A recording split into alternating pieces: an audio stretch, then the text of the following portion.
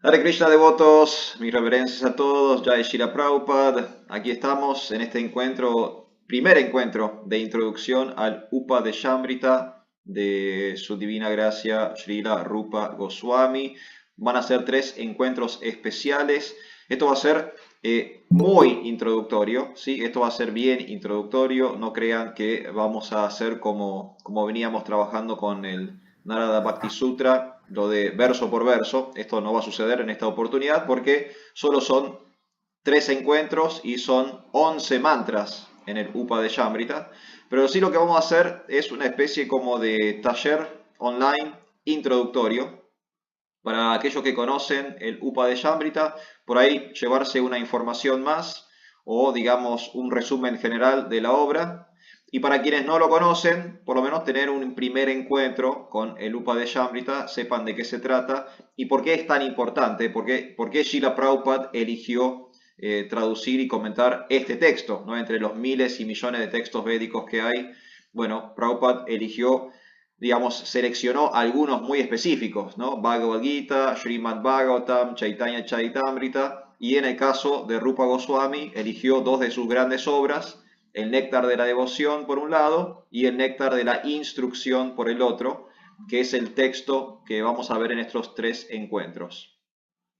Los encuentros van a ser hoy, obviamente, y los próximos dos martes, ¿sí? Así que hasta el martes 17 inclusive vamos a estar con esto de la introducción al UPA de Shamrita. Ahí les pegué en el chat un link online al UPA de Shamrita, por si ustedes no tienen el trabajo o el libro físico o en papel, lo pueden leer online desde el Vedabase, ¿sí? Que es una biblioteca virtual de la literatura de Srila Prabhupada. Así que, bueno, estamos bien, se entendió más o menos lo que vamos a hacer. Tres encuentros introductorios al UPA de Shamrita. El día de hoy vamos a hablar un poco sobre la obra, vamos a hablar un poco sobre el autor de la obra y vamos a hablar un poco sobre la estructura de la obra. Y a partir del próximo encuentro, el 2 y el 3 van a ser resúmenes generales de los 11 versos, ¿sí? Van a ser resúmenes, no vamos a poder ver verso por verso, el tiempo no nos va a dar, pero sí vamos a poder entender de qué va el UPA de Shamrita. Así que vamos a comenzar. Muchas gracias a todos por estar. Después, si quieren, yo no creo que vaya a ocupar toda la hora hablando, así que después si quieren hacer preguntas o si tienen aportes, comentarios, si hay dudas o lo que sea, vamos a dejar un espacio para que podamos charlar entre todos. La idea es que sea tipo modalidad taller y no yo como loco malo charlando, hablando sin parar durante una hora. Así que yo hago una presentación general y después charlamos entre nosotros también, ¿sí? Así que UPA de Shamrita es el trabajo que nos involucra el día de hoy, traducido como el néctar de la instrucción. El néctar de la instrucción es un texto que tiene 11 versos en sánscrito y fueron compuestos los 11 versos por Rupa Goswami en el siglo XVI. ¿Sí? Siglo XVI, autor Rupa Goswami. No tenemos una fecha exacta de cuándo se compuso el Upa de Shamrita, porque imagínense, Edad Media en la India, no es que había oficina de patentes y no había copyright, no había editoriales que ficharan y registraran la publicación de obras, así que no tenemos una fecha exacta, pero sí estamos hablando del siglo XVI. Estamos hablando del 1500 en la India y sí sabemos quién es el autor. El autor es, obviamente, Srila Rupa Goswami. Después vamos a hablar sobre el autor. Lo interesante de este trabajo es que estuvo prácticamente desconocido para el mundo occidental hasta la aparición de Srila Prabhupada. Srila Prabhupada fue la primera persona que tradujo y comentó el Upa de Shamrita a un idioma occidental moderno, ¿sí? Lo hizo al inglés. Y esto fue en el siglo XX, o sea que pasaron 400 años hasta que personas fuera de la India o personas que no supieran sánscrito pudieran acceder al Upa de Shamrita. Esto es muy llamativo porque es una obra muy importante, obviamente muy importante para la tradición del Bhakti, pero tuvimos que esperar recién hasta que Srila Prabhupada lo tradujera y lo comentara para poder tener acceso a esta información. Estos 11 versos fueron desconocidos para todos nosotros durante 400 años y después Prabhupada hizo el trabajo de traducir y comentarlos al inglés. Obviamente a partir de ahí fueron traducidos a todos los idiomas que tenemos, incluso el castellano, por eso podemos acceder hoy en día al Upadeshamrita. ¿Qué es el Upadeshamrita? ¿Qué es el néctar de la instrucción? Si ustedes lo ven, el tamaño es bien breve. Para aquellos que tienen el Upadeshamrita, van a ver que es un texto más bien pequeño y así pequeño como es, en realidad es grueso por los comentarios de Srila Prabhupada. Los comentarios de Srila Prabhupada son mucho más extensos que la literatura propiamente dicha del Upadeshamrita. Son solo 11 versos. Entonces imagínense que el texto original uno lo puede imprimir en una hoja A4. ¿Sí? Son 11 versos solamente. O sea, entran en una hoja, una carilla, por así decirlo. Es formato libro porque Srila Prabhupada engrosa esa literatura con sus propios comentarios, pero básicamente tienen que ver con instrucciones prácticas para quienes quieren avanzar en el sendero del Bhakti Yoga o conciencia de Krishna. Eso es el Upadeshamrita. Son instrucciones, como su título lo indica, el néctar de la instrucción, son enseñanzas, consejos para quienes quieren practicar Bhakti Yoga. Si uno tiene el deseo de practicar Bhakti Yoga, si uno quiere avanzar en conciencia de Krishna, bueno, esto es una especie como de manual, ¿se entiende? Un manual práctico que nos enseña cómo avanzar en conciencia de Krishna, cómo hacer los ejercicios del Bhakti Yoga. Eso es el Upadeshamrita. Es un manual práctico para quienes quieren avanzar en el sendero del Bhakti.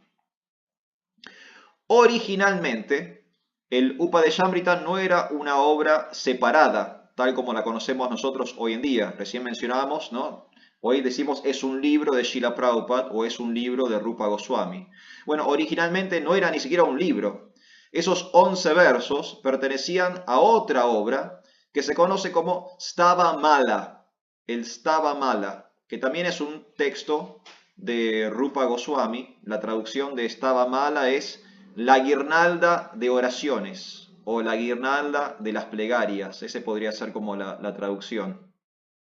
Y el Stava Mala es un libro de Rupa Goswami que reúne varios de sus textos.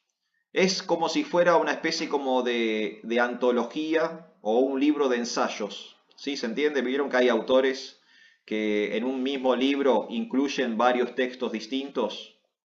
Bueno, eso es el Stava Mala de Rupa Goswami. Entonces, originalmente, los 11 versos que hoy estudiamos por separado formaban parte de esta colección más amplia. Prabhupada extrajo esos 11 versos y los editó por separado en lo que nosotros conocemos hoy como el Upadeshamrita. Entonces, eso es un poco la historia de este material, ¿sí? Este material que estamos estudiando. Son 11 versos en sánscrito, remontan hasta el siglo XVI, el autor es Rupa Goswami. Estos 11 versos originalmente formaban parte de otro texto, el Stava Mala, y después progresivamente con el paso del tiempo se fueron editando por separado y recién en el siglo XX tuvimos una primera traducción y comentario en inglés gracias a Srila Prabhupada. ¿Sí? Entonces es un poco de lo que va el Upadeshamrita. Y son instrucciones prácticas para quienes quieren practicar justamente conciencia de Krishna o el Bhakti Yoga. ¿Se entendió hasta ahí qué es el texto, qué es el libro que estamos estudiando? Bien.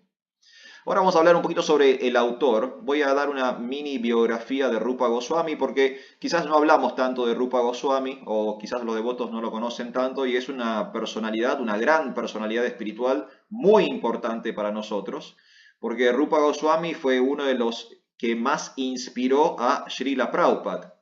Prabhupada, él se autoidentificaba, se autodenominaba Rupanuga o seguidor de Rupa Goswami. ¿No? Rupa Goswami era como el ídolo de Srila Prabhupada. Entonces, gracias a esa influencia y esa inspiración, es que Prabhupada hizo buena parte de todo lo que hizo. Entonces vamos a conocer ahora un poco a la persona que inspiró e entusiasmó a Srila Prabhupada en su vida espiritual, y es este gran santo Vaishnava conocido como Rupa Goswami. Fue uno de los grandes filósofos de nuestra tradición del Bhakti. Era uno de tres hermanos. Los tres hermanos fueron importantes en el Bhakti Yoga. Los tres tuvieron así como, digamos, funciones de pioneros del Bhakti. Pero de los tres hermanos, los más famosos son Sanatan, que es el hermano mayor, Rupa, que es el hermano del medio, que es el autor del Upadeshamrita, y Vallabha es el hermano menor, que es quizás el más desconocido de los tres, pero los tres fueron, digamos, predicadores y pioneros en el movimiento de conciencia de Krishna. Rupa Goswami, el del medio, que es el autor de el Upadeshamrita, es, para que ustedes lo puedan, digamos, contextualizar dentro de nuestra tradición. ¿Vieron, por ejemplo, cuando se habla de los padres de la iglesia en la iglesia cristiana, ¿no? Y se habla de San Agustín, de Santo Tomás, ¿no? De los padres de la iglesia, de estos teólogos que son tan importantes y tan fundamentales, que son como, digamos, los que dan a luz ese movimiento. Bueno, algo parecido es Rupa Goswami para nosotros. Rupa Goswami sería como uno de nuestros padres de la iglesia, ¿se entiende? De nuestra iglesia del Bhakti. Uno de los teólogos, uno de los filósofos fundamentales en nuestra tradición. Si Rupa Goswami no existiese, nuestra cultura del Bhakti no estaría sistematizada, ¿se entiende? No habría literatura del Bhakti, no habría una teología del Bhakti organizada, estructurada. Eso lo tenemos gracias a Rupa Goswami, así que fíjense lo importante que es Rupa Goswami. Él y su hermano, Sanatan, obviamente fueron integrantes de un colectivo, de una comunidad de monjes renunciantes que nosotros conocemos como los 6 Goswamis de Vrindavan. Quizás han escuchado esto alguna vez. Los 6 Goswamis de Vrindavan eran una comunidad pequeña de 6 personas, 6 hombres, monjes renunciantes, que vivían en Vrindavan, en la tierra santa de Krishna, y que se dedicaban a justamente producir literatura espiritual. Ese era su servicio casi de cabecera. Bueno, Rupa Goswami era como el líder de esa comunidad, ¿sí? De los 6 Goswamis de Vrindavan, que integraba también su hermano mayor, Sanatan. Y obviamente tanto él como su hermano, sus dos hermanos, tanto Sanatan Goswami como Vallabha, los tres, mejor dicho, eran asociados íntimos de Sri Chaitanya Mahaprabhu, ¿sí? Eran contemporáneos, vivieron al mismo tiempo que Sri Chaitanya y se llegaron a conocer. Tuvieron vínculos, asociaciones, y de hecho Rupa Goswami, Sanatan Goswami son como sus discípulos, son los discípulos de Sri Chaitanya Mahaprabhu. ¿Se entiende más o menos? Es una biografía muy general de Rupa Goswami. Ahora voy a ir un poco más en detalle, pero estamos hablando de quizás uno de los filósofos, si no el filósofo más importante de nuestra tradición, uno de los 6 Goswamis de Vrindavan, un asociado íntimo de Sri Chaitanya Mahaprabhu, y una de las personas que más literatura del Bhakti produjo de un modo sistemático, ¿no? Él fue el que le dio, digamos, cientificidad a nuestro proceso. Rupa Goswami, él aparece en el mundo en el año 1489, 1489. Estamos hablando de pleno medioevo en la India, ¿sí? Esto es la Edad Media hindú. Él está en el planeta desde el 1489 hasta el 1564. Todo esto es Edad Media en la India. Él aparece en Bengal Occidental. La Edad Media en la India tiene una particularidad muy interesante. Es que la India, durante el Medioevo, estuvo, digamos, colonizada, conquistada por el mundo árabe, por los musulmanes. Los musulmanes estuvieron casi 800 años en la India. Mucho tiempo, muchísimo tiempo. O sea que hubo una enorme y muy fuerte penetración cultural. Tanto es así que incluso el día de hoy, hasta el día de hoy, mucho de lo que nosotros creemos que es hindú o de la India, en realidad es de origen árabe. Tanto en la vestimenta, como en la gastronomía, como en la música, nosotros damos por sentado que algunas cosas son hindúes o de la India, pero en realidad tienen su origen en el mundo musulmán, o sea, son de origen árabe. Por ejemplo, las koftas, gastronomía hindú, no, mentira, eso es gastronomía árabe. La famosa jálaba, supuesta gastronomía hindú, mentira, es gastronomía árabe. ¿Sí? Son comidas árabes que después de 800 años los hindúes empezaron a cocinar y se apropiaron, digamos, de esa gastronomía, pero tiene su origen en el mundo musulmán o en el mundo árabe.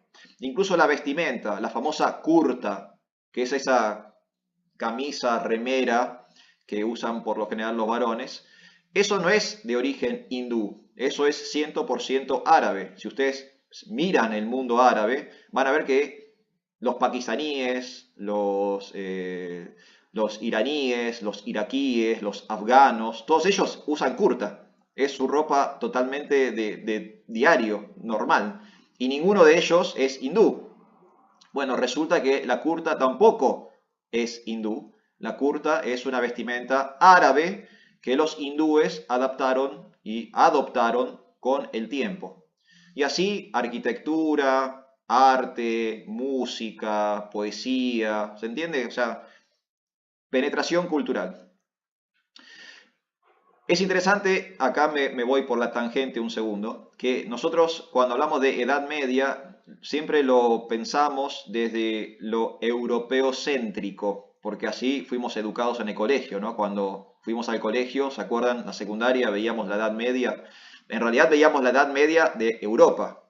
Y la Edad Media de Europa es horrible, horrible, ¿no? Si gracias a Dios vivimos en el siglo XXI en América, porque haber vivido en el siglo XV en Europa debe haber sido un infierno. La Edad Media europea era asquerosa, horrible. Cero cultura, cero educación, cero medicina, cero ciencia. El saber estaba totalmente monopolizado. Europa, que venía de un pico civilizatorio greco-romano, cae en una especie como de pozo depresivo social y está así durante 400, 500 años. Muy barbárico. Han visto películas, ¿no? que muestran la Edad Media. Era un bajón vivir en la Edad Media. No había calefacción, no había agua corriente, no había cloaca. Todas cosas que había en el mundo greco-romano. Los greco-romanos tenían agua corriente, pero la gente en la Edad Media no tenía agua corriente. O sea, una merma, una caída total de la cultura, de la civilización. Muy barbárico, todo muy barbárico en Europa. Pero en el mundo árabe fue al revés. La Edad Media árabe fue el pico máximo de la cultura musulmana. La tradición, digamos, cristiana europea decae, pero la cultura o la tradición musulmana llega a su pico máximo durante la Edad Media. O sea que en el mismo momento histórico, en Europa está ocurriendo una cosa que es un bajón, y en Medio Oriente está ocurriendo algo que es increíble y los musulmanes se expanden como imperio, crecen como cultura, hay astrología, matemática, medicina, los árabes viajan por todo el mundo. De hecho, hay registros de contactos del mundo árabe con el mundo vikingo. O sea, fíjense la cantidad de miles de kilómetros que habían llegado a viajar y las otras culturas que habían llegado a conocer. Entre esa expansión, una cosa que ocurre durante la Edad Media es que los musulmanes invaden la India y se adueñan de la India. La India siempre fue un subcontinente subyugado, ¿sí? Siempre estuvo sufriendo, digamos, invasiones. Estuvieron los persas, estuvieron los griegos, estuvieron los musulmanes, después vinieron los europeos, sobre todo los británicos, pero siempre el subcontinente de la India sufrió como sucesivas olas invasoras. En la Edad Media, los invasores eran los musulmanes y habían, digamos, tomado el país, tomado el gobierno y reinaban los musulmanes, ¿sí? Ya los hindúes, algunos más pudientes, más aristocráticos, por ahí mantenían alguna posición de estatus o de poder, pero quienes gobernaban en realidad eran los musulmanes. En ese mundo colonizado por la cultura árabe, es que nace Rupa Goswami. ¿Sí? Ese es el mundo de Rupa Goswami, que dicho sea de paso es el mundo de Chaitanya Mahaprabhu. Recuerden que Chaitanya Mahaprabhu y Rupa Goswami son contemporáneos. Ellos comienzan el movimiento de conciencia de Krishna en ese mundo colonizado por el Imperio Otomano. Algo parecido a, por ejemplo, Jesús en Medio Oriente, ¿no? De que él arranca su movimiento espiritual en un mundo donde los judíos estaban, digamos, subyugados por el Imperio Romano. Bueno, acá pasa exactamente lo mismo. Acá el movimiento de conciencia de Krishna o este renacimiento del Bhakti Yoga surge en el seno de una India colonizada por el Imperio Otomano. Rupa Goswami no nace como Rupa Goswami es su nombre espiritual, él nace como Santosh Bhatta. Santosh Bhatta, ese es su nombre de nacimiento, 1489. Él nace en una familia de brahmanas, o sea, nace en una familia como de intelectuales, de sacerdotes, de docentes espirituales. Él estudia, y atención con esto, él estudia con Sarvabhauma Bhattacharya. Aquellos que hayan leído el Sri Chaitanya Chaitamrita o conozcan un poco la biografía de Chaitanya Mahaprabhu, Sarvabhauma Bhattacharya era un gran filósofo de esa época. Y Sarvabhauma Bhattacharya, él conoce a Chaitanya Mahaprabhu discutiendo. O sea, Sarvabhauma era un Mayavadi, era un impersonalista al comienzo. Y de tanto debatir con Chaitanya Mahaprabhu lo termina convenciendo de la práctica del Bhakti Yoga y Sarvabhauma Bhattacharya se rinde a conciencia de Krishna. Pero eso viene después, eso viene mucho después. Pero antes de que Sarvabhauma Bhattacharya conociera a Chaitanya Mahaprabhu, él había sido profesor de Rupa Goswami, cuando Rupa Goswami era un joven conocido como Santosh Bhatta.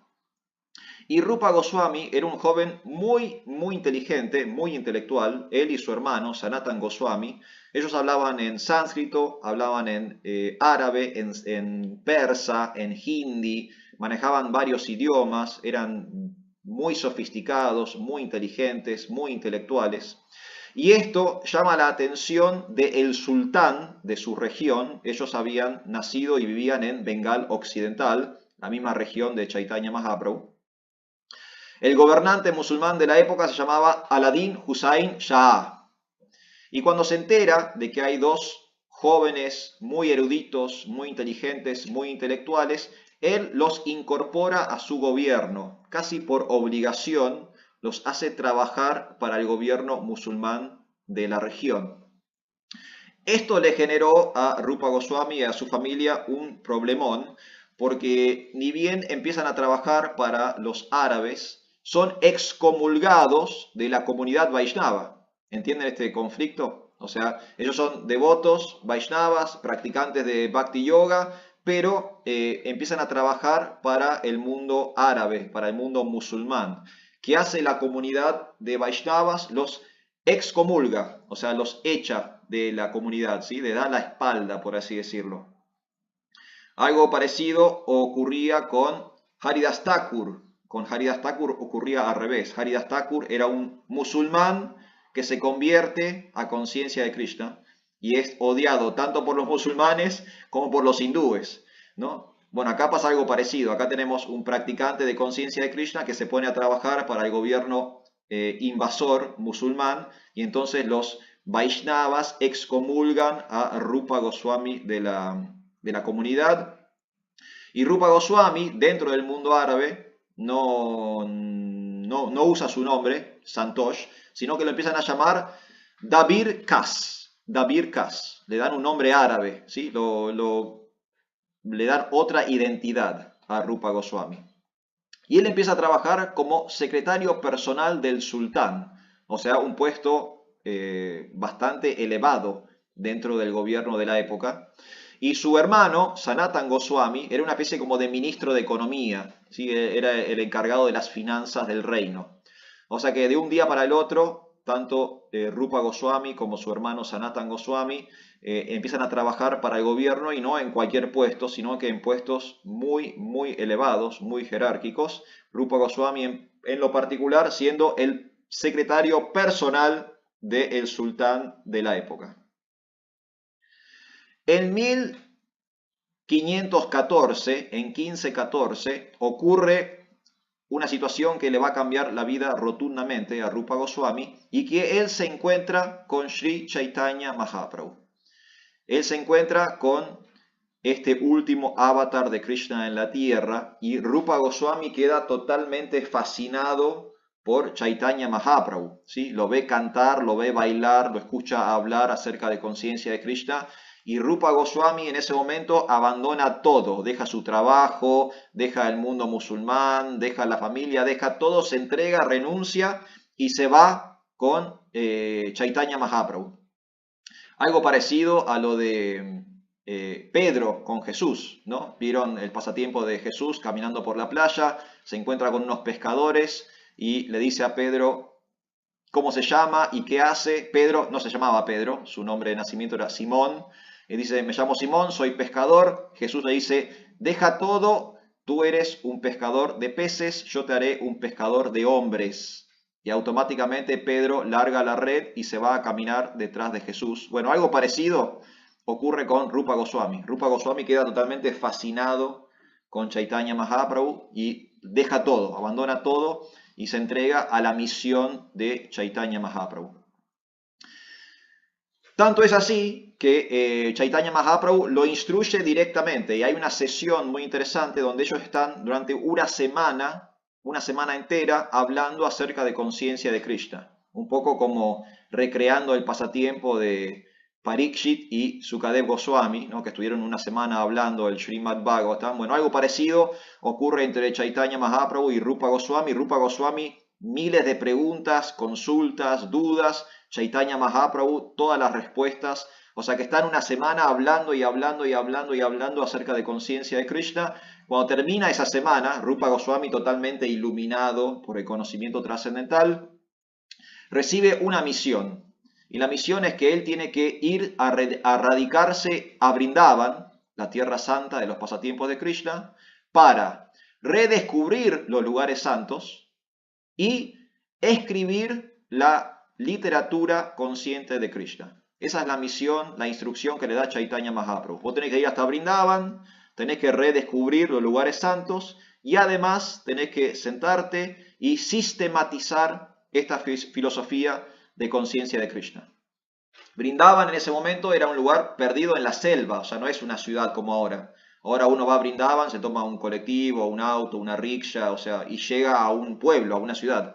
En ese momento esto estaba en el medio de la selva, o sea que Rupa Goswami tuvo que hacer una especie como de movimiento tipo Indiana Jones para encontrar Vrindavan y empezar a rescatar, a redescubrir los lugares santos. Lo hizo, fue redescubriendo los lugares santos.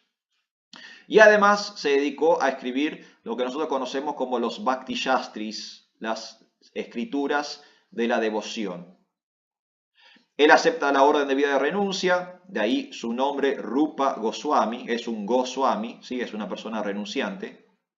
Rupa es el nombre espiritual que Chaitanya Mahaprabhu le da, o sea que ya deja de llamarse Santosh, deja de llamarse David Kas y empieza a llamarse Rupa Goswami, es su nombre espiritual, su iniciación espiritual, por así decirlo.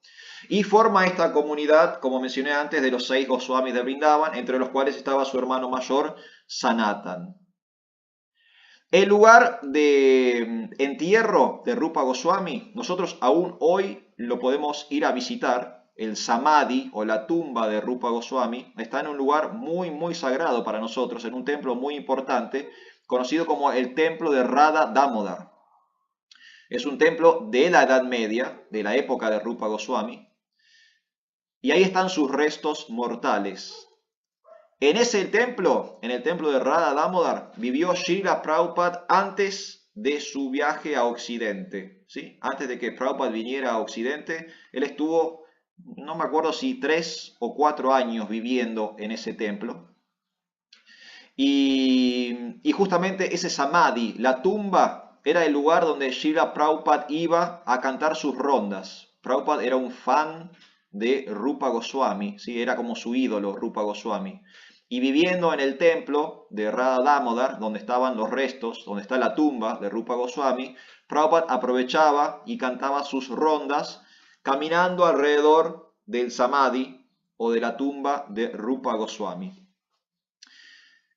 Y acá voy a contar un pequeño pasatiempo de Srila Prabhupada con Rupa Goswami. Prabhupada, como dije antes, él se auto-identificaba como Rupanuga, como un seguidor de Rupa Goswami. Y en el año 1965, pocos meses antes de que Prabhupada emprendiera su viaje a Occidente, Prabhupada tuvo una visión de Rupa Goswami. Rupa Goswami se le apareció a Srila Prabhupada. ¿Entienden esto? Es como cuando la Virgen de Lourdes se le aparece a una persona, ¿no? Rupa Goswami, que hacía siglos que había fallecido, se le aparece a Srila Prabhupada en el año 1965. Y de hecho lo bendice para venir a Occidente, Rupa Goswami. O sea que nuestro movimiento internacional para la conciencia de Krishna moderno cuenta con la bendición directa de Rupa Goswami, que se le apareció a Srila Prabhupada en el año 1965. Muy interesante. Como un santo Vaishnava fue a bendecir a otro santo Vaishnava. Entonces, esta es la historia de Rupa Goswami, ¿sí? Se entendió un poquito la biografía de Rupa Goswami, ¿sí? Él aparece en el mundo en el año 1489, desaparece del mundo en el año 1564 y algunos dicen que Rupa Goswami era un avatar, una encarnación de Rupa Manjari, una Manjari del mundo espiritual, una de las sirvientas de las gopis del mundo espiritual, ¿sí? Eso es lo que dicen los devotos puros, los devotos más avanzados. Rupa Goswami no era un ser humano ordinario, sino que era un ser espiritual que vino a la tierra para compartir conciencia de Krishna.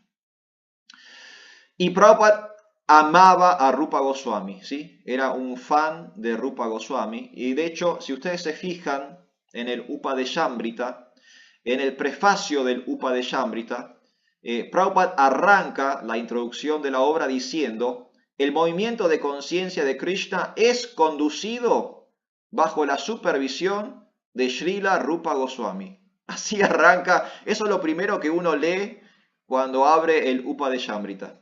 Prabhupada está diciéndole a todas las personas que van a leer el libro que nuestro movimiento internacional para la conciencia de Krishna está supervisado directamente por Rupa Goswami, por el autor de este texto. ¿Estamos bien con la biografía? ¿Se entendió? Y lo último que voy a decir, que tiene que ver con la estructura del Upadeshambrita, y después ya les dejo a ustedes por si quieren hacer sus aportes también. Voy a hablar un poco sobre la estructura del Upadeshambrita. A partir del martes que viene, entre el martes 10 y el martes 17, hacemos un resumen general de la obra. Pero entiendan que la estructura, el formato es el siguiente. Son 11 versos, ¿sí? Son 11 versos en sánscrito. La obra original, muy breve, muy cortita, ¿no? Apenas 11 versos. Nosotros lo vemos en un formato libro. ¿Por qué? Porque está engrosado por los comentarios de Srila Prabhupada, que son muy, muy importantes. Pero originalmente solo son 11 versos. Y tiene un formato parecido al Shishaktakam. El Shishaktakam, que es la poesía de Sri Chaitanya Mahaprabhu, ¿no? Los 8 versos, perdón, los 8 versos escritos por Chaitanya Mahaprabhu. Y digo que tiene una estructura parecida en el sentido de que arranca con algo muy sencillo y termina con algo muy sofisticado, muy complejo y filosóficamente muy profundo.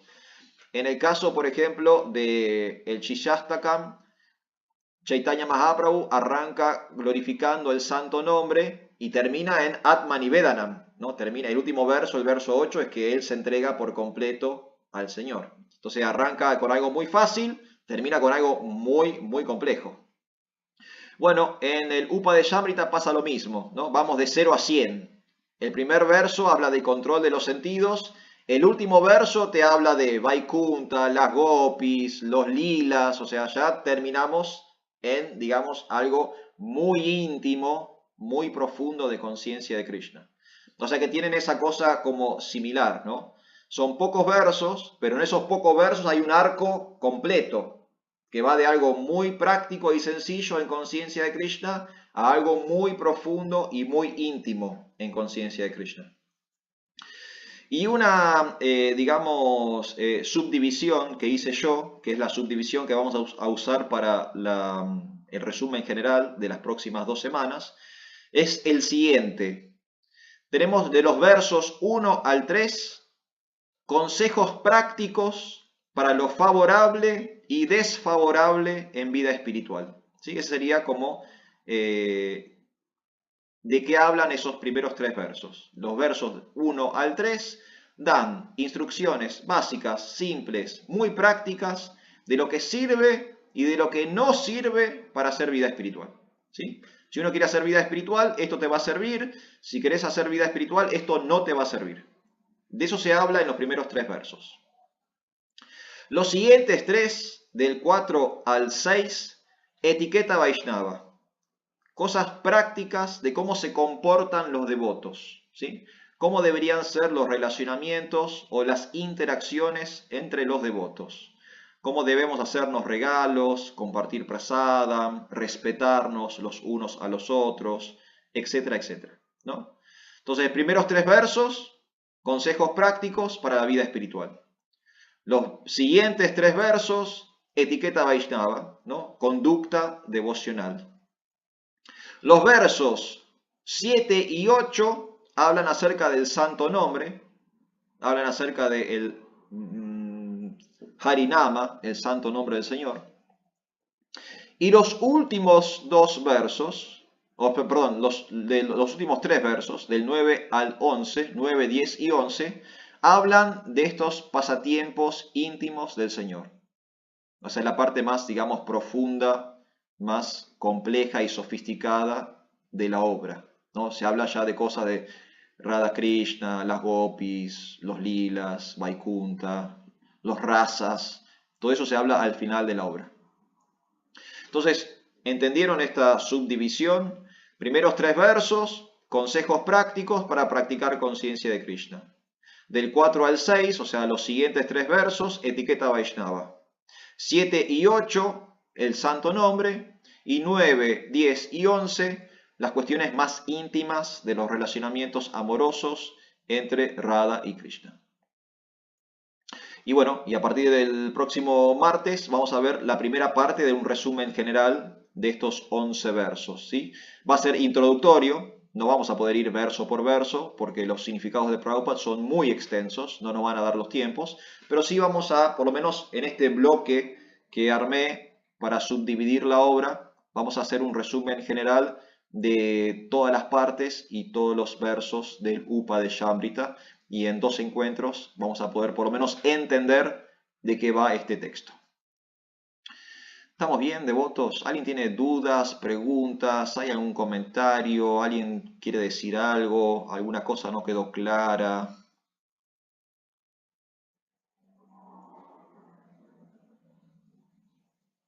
Bueno, ¿estamos bien? Perfecto. Bueno, Prabhus, entonces no le voy a robar más tiempo. Esta es la introducción del Upa de Shambrita. Hoy vimos de qué va la obra, vimos quién es el autor y vimos la estructura. Ati Sundari, usted me está saludando, me quiere hablar. Ok. Tiene el micrófono apagado, Ati. A ver, vamos a esperar acá que se resuelva la cuestión técnica.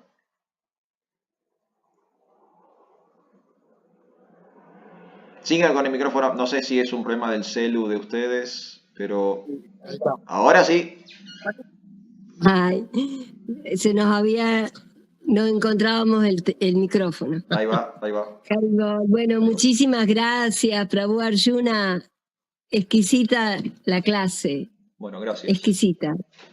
Y a mí me parecía importante reconocer el primer asunto, que la obra permaneció desaparecida o desconocida 400 años. Sí, sí. Porque cuando una obra es así intencionalmente ignorada, es que es un néctar. Claro. Y me recuerda una obra que está en El nombre de la rosa, que es la obra de Aristóteles, que hablaba de la risa y que la escondían porque eso iba a producir una profunda transformación en la vida de esos monjes. Y claro, el néctar de la instrucción produce una profunda transformación porque como es un instructivo que comienza desde lo más básico, que es vegan, los impulsos, estar manejados, todos y todas manejados por los impulsos. ¿Cuáles son los impulsos y cómo los tenemos que controlar para poder llegar a Prema Bhakti, para poder llegar a los pasatiempos del Señor Krishna? Todo el proceso de conciencia de Krishna están en esos 11 versos. ¿Y cómo no iban a ser escondidos? Porque entonces, si cada uno pudiera tomar ese pequeño, gran libro, como lo tomó Srila Prabhupada, y una vez más, y en este mes trascendental, agradecerle por haber sacado a la luz este maravilloso libro, porque si uno puede seguir esas instrucciones, tal vez alguna vez podemos llegar a ejecutar el verso 11. Tal cual. Así que bueno, eso, muchas gracias, porque realmente todo lo que está escrito ahí es para cada paso de nuestra vida. Muchas gracias, Prabhu Arjuna. Muchas gracias, Santa. Muchísimas gracias y coincido 100% con Atisundari. Los primeros 3 versos de El Upadeshamrita quizás sean los más conocidos, son también los más populares, los que más se recitan y se recuerdan, porque justamente hablan de lo que yo lo mencioné recién, de ejercicios prácticos, sencillos, para que nosotros podamos hacer nuestra conciencia de Krishna una realidad, ¿sí? Esta cuestión de lo favorable, de lo desfavorable, de lo que sirve o lo que no sirve. Esos primeros 3 versos son fundamentales en el Upadeshamrita y también son fundamentales para nuestra vida espiritual personal. Nosotros también tenemos que leer y releer esos primeros 3 versos porque nos van a ayudar constantemente. Yo conozco, por ejemplo, a su santidad Hanua Prasad Swami. Él siempre anda con una copia del Upadeshamrita encima. Me consta porque ha venido varias veces a Mar del Plata y siempre en su bolsito lleva un Upadeshamrita que está todo roto, todo estartalado de tantas veces que lo leyó y lo lee constantemente, porque es algo que podemos como chequear todo el tiempo. No es que, bueno, ya este libro ya lo leí, bueno, paso al siguiente. No, es una relectura constante porque son cosas prácticas para nuestra vida espiritual diaria, ¿no? Doméstica, continua. Y como dijo Atisundari, si arrancamos bien, si tenemos bien incorporados los primeros 3 versos, después vamos a poder llegar al verso 11. Vamos a poder tener esa relación íntima, personal con Radha Krishna, sin duda. Así que gracias a ti, muchas gracias. Banki Vihari Prabhu, ¿usted quería decir algo? Sí, si hay alguien antes, después hablo yo, sí. Tranqui, Prabhu, adelante nomás. Entonces voy yo, entonces. Bueno, quería compartir una partecita de lo que dice Srila Prabhupada en el prefacio de este libro, porque me pareció muy, muy lindo y muy interesante. Y dice así: cuando yo anhele comprender la literatura escrita por los Goswami, entonces podré comprender los amoríos trascendentales de Radha y Krishna. Sri Chaitanya Mahaprabhu apareció para conferirle a la sociedad humana la bendición de la ciencia de Krishna. De todas las actividades del Señor Krishna, la más excelsa son sus pasatiempos de amor conyugal con las gopis. Sri Chaitanya Mahaprabhu apareció con el humor de Srimati Radharani. lo mejor de las Gopi. Por lo tanto, para comprender la misión del señor Sri Chaitanya Mahaprabhu y seguir sus pasos, uno debe seguir muy seriamente los pasos de los 6 Goswami: Sri Rupa, Sanatan, Bhatta, Raghunatha, Sri Jiva, Gopala, Bhatta y Dasa Raghunatha. Sri Rupa Goswami era el dirigente de todos los Goswami y nos dio este Upandesamrita, el néctar de la instrucción, para que lo sigamos y guiemos nuestras actividades. Así como Sri Chaitanya Mahaprabhu nos dejó los 8 versos llamados Shishastakam, también Rupa Goswami nos dio el Upandesamrita para que podamos volvernos Vaishnava puro. El primer deber de todos los asuntos espirituales es controlar la mente y los sentidos. A menos que uno controle su mente y su sentido, no podrá avanzar nada en la vida espiritual. Todo aquel que se encuentra en este mundo material está absorto en las modalidades de la pasión y de la ignorancia. Uno debe ascender al plano de la bondad, Sattva Guna, siguiendo las instrucciones de Rupa Goswami. Entonces le será revelado todo lo relativo a cómo avanzar más. El progreso en el sendero de conciencia de Krishna depende de la actitud que tenga el seguidor. El seguidor del movimiento de conciencia de Krishna debe volverse un Goswami perfecto. Los Vaishnavas generalmente son llamados Goswamis. En Vrindavan ese es el título por el cual se conoce al director de cada templo. Todo el que quiere convertirse en un devoto perfecto de Krishna deberá volverse un Goswami. Go significa los sentidos y Swami significa el amo. A menos que uno controle su sentido y su mente, no podrá volverse un Goswami. Para alcanzar el éxito más elevado de la vida, que consiste en volverse un Goswami, y luego un devoto puro del Señor, se deben seguir las instrucciones de Srila Rupa Goswami, llamado el Upandesamrita. Srila Rupa Goswami nos ha dejado muchos otros libros, tales como el Bhakti Rasamrita Sindhu, el Vidagda Madhava, el Alita Madhava, pero el Upandesamrita constituye la primera instrucción para el devoto neófito. Uno debe seguir estas instrucciones muy estrictamente, entonces será más fácil hacer que la vida de uno se vuelva un éxito. Hare Krishna. Jai, muchas gracias, Prabhuji. Muchas gracias por compartirnos esa lectura. Me parecía muy importante porque enfatiza mucho la importancia que tiene de que lo que nosotros tenemos que controlar es nuestros sentidos y nos da las instrucciones de cómo hacerlo, porque si no trabajamos sobre los sentidos y sobre la mente, porque toda esta instrucción está dado desde un nivel superior, de arriba hacia abajo, cómo debemos usar la inteligencia superior, porque la inteligencia solamente de inteligencia intelectual no es suficiente.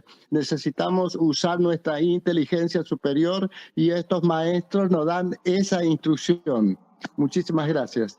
Muchas gracias, Banqui. Muchísimas gracias.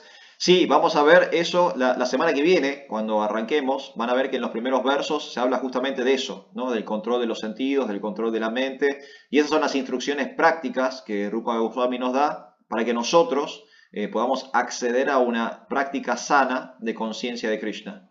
Y también quería aprovechar que Banqui ahí leyó una parte del prefacio que a mí me parece muy interesante, que también tiene que ver del modo en que nosotros nos vamos a acercar a Krishna y que es de un modo sistemático. Ustedes saben que hay distintas formas de vincularse o de practicar Bhakti Yoga, ¿no? Por lo menos hay 2 clasificaciones, 2 grupos. Esto lo hemos estudiado la vez que estudiamos el concepto de sadhana, ¿no? Está sadhana Bhakti y está Raganuga Bhakti, ¿no? Hay una forma espontánea de interactuar con Krishna y después hay una forma metodológica, estructurada, sistemática, disciplinada para interactuar con el Señor. Bueno, Rupa Goswami, Chaitanya Mahaprabhu, Srila Prabhupada, toda nuestra tradición claramente viene por el lado del sadhana bhakti, ¿no? De la forma, digamos, metodológica, no hacer lo que a nosotros se nos ocurre, sino seguir un sistema para poder vincularnos con el Señor de una forma científica. Y fíjense que Prabhupada dice en el prefacio, voy a volver a leer un poco lo que leyó Banqui Bihari recién, dice: Sri Chaitanya Mahaprabhu apareció para conferirle a la sociedad humana la bendición de la ciencia de Krishna. Por lo tanto, para comprender la misión del señor Sri Chaitanya Mahaprabhu y seguir sus pasos, uno debe seguir muy seriamente los pasos de los 6 Goswamis. Entonces fíjense que en esas 2 frases, Prabhupada está aclarando dos puntos fundamentales. Punto número 1, nosotros aprendemos conciencia de Krishna de un modo sistemático, científico. No practicamos una conciencia de Krishna azarosa, sentimental, espontánea, sino que lo estamos haciendo a través de un sistema, de un método, de una forma científica. Y esa forma científica está dada por grandes personas que ya han seguido el sistema y han tenido éxito, como por ejemplo Rupa Goswami, que es el autor del trabajo que estamos estudiando juntos ahora, que es el Upadeshamrita. Entonces tenemos a un científico espiritual, como Srila Prabhupada, diciéndonos que hay otro científico espiritual llamado Rupa Goswami, que ha podido sistematizar la ciencia de Dios para todos nosotros. Solo son 11 versos. En 11 versos tenemos todo el método perfecto, total, completo, para poder vincularnos nosotros con el Ser Supremo.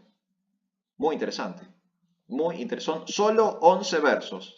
No es que tenemos que ser genios del mundo, tenemos que saber hablar 8 idiomas, tenemos que tener 3 maestrías, 2 posgrados. No, solo tenemos que seguir la instrucción de 11 versos. Seguimos la instrucción de estos 11 versos y vamos a poder tener un yoga, un vínculo directo con el aspecto más íntimo y elevado de la divinidad, ¿no? Muy, muy interesante. Así que muchas gracias, Banqui, por traer esto a colación también.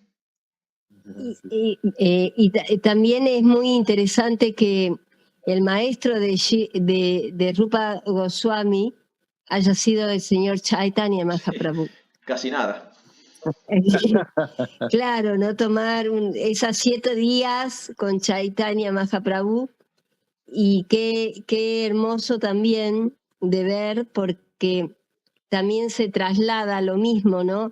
El señor Chaitanya Mahaprabhu era erudito, y la erudición puesta al servicio del conocimiento de Dios. Sí, señor. Y cómo le traslada a Rupa Goswami, que también era erudito y que sabía hablar muchos idiomas, y para nosotros que no lo somos, nos facilita de tal manera que en 11 versos, pero puede decirnos cómo hacer, cómo seguir el camino, pero para poder escribir un método hay que ser así de erudito, claro.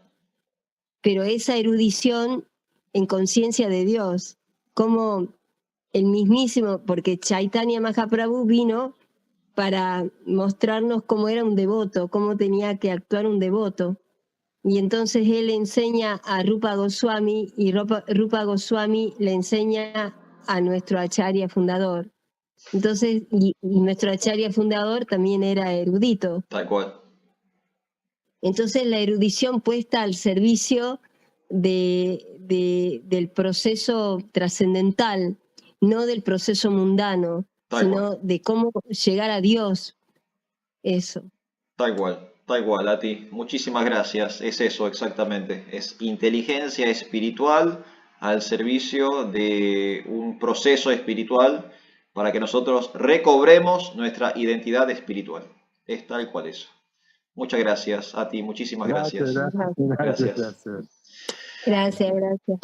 Bueno, Prabhus, si les parece bien, vamos a concluir por hoy. Nos quedan los próximos 2 martes y vamos a aprovechar esos 2 martes para hacer un resumen general de los 11 versos. Vamos a ir de forma introductoria, ¿sí? No crean que vamos a poder leer todos los comentarios de Srila Prabhupada. Sí, les ruego, si ustedes quieren y pueden, que lo hagan por su propia cuenta. Aprovechen esta semana para ir leyendo el Upadeshamrita. Incluso sería muy lindo porque si tienen dudas o preguntas, o si alguna cosa no les cierra o hay algo que no entienden, podemos aprovechar estos talleres que tenemos juntos para explorar esas cosas y resolverlas. Así que yo personalmente en los próximos 2 encuentros no voy a leer de los significados, ¿sí? Simplemente voy a hacer un resumen general. Así que si ustedes quieren y pueden, hagan el ejercicio de leer el Upadeshamrita. Son 11 versos y aunque los significados son extensos, en una semana se lee muy fácilmente este trabajo. Así que aprovechen, denle una lectura y el martes que viene a las 7 de la tarde nos reencontramos y empezamos con el resumen general. ¿Qué les parece? ¿Estamos bien? Gracias, Yura. Bueno, Vaishnavas, Gracias. buenas noches. Hare Krishna, cuídense todos. Gracias, Gracias.